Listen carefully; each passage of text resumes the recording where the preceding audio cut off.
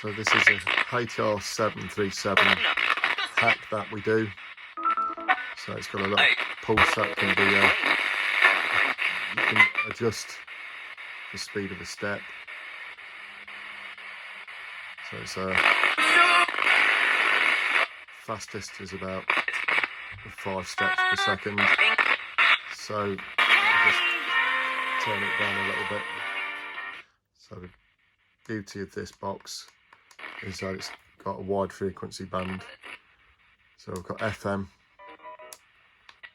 we've got AM. Let's turn that up. So that's like medium wave. And then we've got a series of shortwave bands, CB bands and air bands. So there's multiple air bands, VHF wideband as well, and then back through to FM. I'll just turn that up. What's the most important?